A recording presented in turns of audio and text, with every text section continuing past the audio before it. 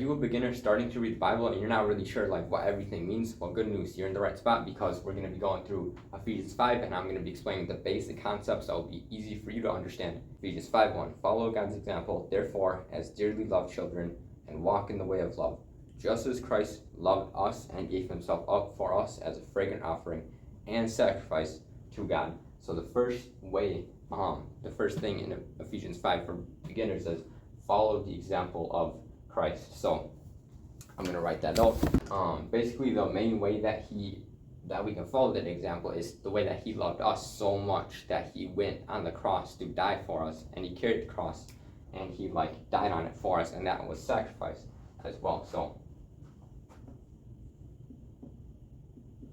follow the example of Christ, even though that's not like super eloquent writing. It's just how we do it on Holy Habits, you know what I mean? What are like ways that you can love other people? What's something that you can sacrifice for somebody else? Like maybe you like get a product or something consistently, or you're paying for a subscription or to music or to like Netflix or TV or something like that. Can you like stop that so that way you're able to like give money to like people in need? Or like what's something that like you can sacrifice? Like can you give up a piece of clothing and like not buy something so that way, like if you have a lot of clothes and you're somebody like that, then like you don't buy another piece of clothing, but then you give that money to a kid or somebody in the world that like doesn't have a lot of clothing. So like what are some sacrifices that you can do to follow the example of Christ? It's 5:2. But among you there must not be even a hint of sexual immorality or of any kind of impurity or of greed, because these are improper for God's holy people. Nor should there be obscenity, foolish talk, or coarse joking which are out of place, but rather thanksgiving. For this you can be sure, no immoral, impure, greedy, such person is an idolater. So it's like no immoral, impure, or greedy person has any inheritance in the kingdom of Christ and of God. Let no one deceive you with empty words, for because of such things God's wrath comes on those who are disobedient. Therefore, do not be partners with them. So that's the main verse we're going to focus on for beginners is Ephesians 5:7. Do not be partners with them. So that's wild. Like there are people that are not going to be in the kingdom of God because of them indulging themselves in sin, and not because we earn ourselves into heaven, which was covered in Ephesians 2, but that like if we are saved by God, then like there's going to be change in our actions from when, like let's say like before we were saying, like before I was a Christian, like I didn't want to go to church. Before I was a Christian, like I didn't do this, I didn't open this book by myself. Like there should be a drastic change between somebody that was saved before someone was saved, and then when they do get saved. And when we sin and when we go back to that sin, it's like we're partnering with those that are outside of like God and outside of people that are not holy people. So like we should not be partners with sin basically. And so yeah, that's just like we don't want to do that. So make sure you're not doing that and do your best. So basically it's like sometimes I see people sin in society and I'm like, oh, like they shouldn't be doing that and stuff. And I'm sure that like if you see that, like honestly all the time in society we're like they should do this, they shouldn't do this. That's just what we do. But the truth is that like if we indulge in that sin and like we are sinning, and then like let's say we go complain about like this person shouldn't do this, but then we like 10 minutes later we sin. It's like we are being just like them, like we are partnering with them, which is like super dangerous. Like we don't want to do that at all. So we got to be holy and not partner with that sin. Do our best to get over that sin and to fight that and to confess to God and confess to other people, which is super important to overcoming that sin. So consider subscribing as well, because my vision is to disciple people through videos and have like passive discipleship. And that's basically like where I can make one video, it can reach a ton of people, it can reach a bunch of people at one time. And so if you're committed to your relationship with the Father and with God, then like this channel is for you. It's not really like a channel for Christians that aren't super committed. And you know, if that's some people's world, like that's okay, everybody got their own journey. But to me, I'm like, I want to be like, if this still helps you, then awesome. Like I want to help as many people as possible. I'm just saying like this channel is for people that are committed to their faith and committed to growing in their faith and taking the steps that it takes to growing in their faith. So if that's you, then this channel is perfect for you. Ephesians 5:8 for beginners. For you were once darkness, but now you are light in the Lord. Live as children of light. For the fruit of the light consists in all goodness, righteousness, and truth. And find out what pleases the Lord. Have nothing to do with the fruitless deeds of darkness, but rather expose them. It is shameful even to mention what the disobedient do in secret. But everything exposed by the light becomes visible, and everything that is illuminated becomes a light. We want to be a light in the dark. Like, this world needs light. There's a lot of darkness, and so this world needs you to be a light. It needs you to step up. People need you. Your friends, your family needs you to step up and say, this is what I stand for. This is the truth. And this is like the truth in society. Because there's a lot of darkness and there's a lot of people following darkness. So we need to rise up. We need to step up as leaders.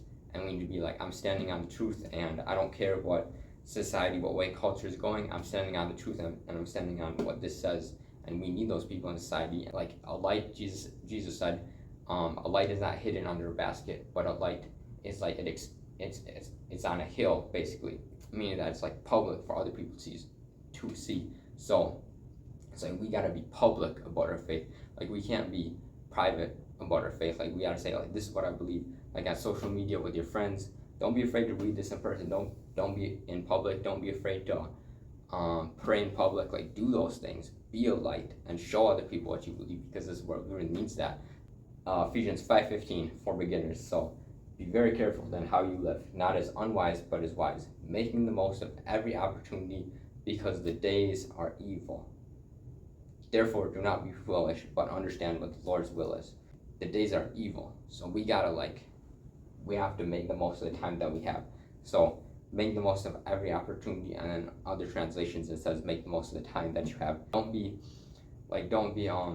spending countless hours on video games. Don't be spending countless hours let's see what else, indulging in like sexual immorality, looking at a computer or things on, like, get out of that as soon as possible and be a light. And like, God's grace is there for you when you're doing those things. And like, you can literally pray to God and be like, hey God, am I wasting time in anything that I'm doing? If I am, let me know so that I can make the most of the opportunities and the time that you've given me. Be a light. Very important. So hit the like button. Hit the like button if this is helping you as a beginner, and we're gonna keep it going. You guys like the face, like he's supposed to be like super shocked because like we don't want to partner with sin. This is basically like him seeing himself or someone else partnering with sin, and him realizing it's like, whoa. So you guys like that, hit the like button. We're gonna keep going. So next point is to give thanks. So in Ephesians 5, where we're studying for beginners, it says in Ephesians 5:18, do not get drunk on wine, which leads to debauchery. Instead, be filled with Spirit, speaking to one another with psalms, hymns, and songs from the Spirit. Sing and make music from your heart to the Lord. Always give thanks to God the Father for everything in the name of our Lord Jesus Christ. Always give thanks to God the Father for everything in the name of our Lord Jesus Christ. Like he says, give thanks for everything. Some things that I'm grateful for. I'm grateful for this whiteboard. I'm grateful for this phone. I'm grateful for YouTube, that I can release a video for free and can reach people. Like, I'm super grateful for all those things. So I thank the Father for, I try to like remember those things when I'm going through life. Like, I thank God for my relationships with like my friends Daniel, Jade, Caleb, Emma, my brother Michael, and my family. Like, those are things that I thank God for. So what are some things that you can be grateful for and that you can give thanks to the Father for? Yeah, story for me is like, I was at this situation, I really had to like fight for joy, and like it was like a holiday, and I really had to like fight to like have joy during the holiday. And so, because sometimes it's like that, and one of the main things that I started to do was just like give thanks to God for a bunch of different things. Then when I started to give thanks to God, like in my heart, it cultivated a peacefulness and a joy, rather than like if I was just to take things for granted. But I like thanked Him for like all the things that I was doing, or not all the things, but like a lot of the things and the opportunities that I have that like I just don't want to take for granted, and that cultivated joy and peace in my heart and more of the fruit of the Spirit. And when I had to fight for joy, like I gave thanks, so you can do that too. So let's keep going. So the next one is how to treat partners. Ephesians gives us the recipe for that. So Ephesians 5:21, submit to one another out of reverence for Christ. Wives, submit yourselves to your own husbands as you do to the Lord. For the husband is the head of the wife, as Christ is the head of the church, his body, which he is the Savior. Now, as the church submits to Christ, so also wives should submit to the husbands in everything. Husbands, love you wives, just as Christ loved the church and gave himself up for her, to make her holy, cleansing her by washing with water through the word. And so, and then 28 in Ephesians says, in the same way, husbands ought to love their wives as they love their own bodies. He who loves his wife loves himself. After all, no one ever hated their own body, but they feed and care for their own body, just as Christ does the church. So, like, Paul is just pretty straight here. He's like, you don't hate yourself. Like, you take care of your own body, you feed it and everything. So, you feed, like, take care of your wives. And so, it's really just a recipe. And Jesus really gives that when he says, like, love your neighbor as yourself. Like, just think about, like, what would you have somebody say to you? Like, what would you have somebody do to you? And then just go do that to other people. Like, it's pretty basic if you ask me about, like, doing that. But the discipline and, like, doing that also takes a lot. But the fundamental understanding of just, like, what would I want somebody to do to me? And then just do that to other people. If you want somebody to compliment you, go compliment somebody else. If you want someone to say this to you, then just go do that to them. And so that's a really great way on how to treat partners and just how to treat relationships. For this one, it's talking about, like, romantic relationships, like a husband and a wife, two people, but also just, like, loving people. And that's a good way to, like, cultivate good relationships, is literally just be like, what do I want them to do to me, and then do that thing to them. And complimenting people is, like, really helps with relationships, and they'll probably think more positively of you, but you don't want to do it out of selfish ambition. Like, you want to genuinely, like, care about them and, like, serve them with the words that you say and the things that you do. Watch this video right here on Ephesians chapter 4, and I'll see you guys over there. See you later, beginners. We gone.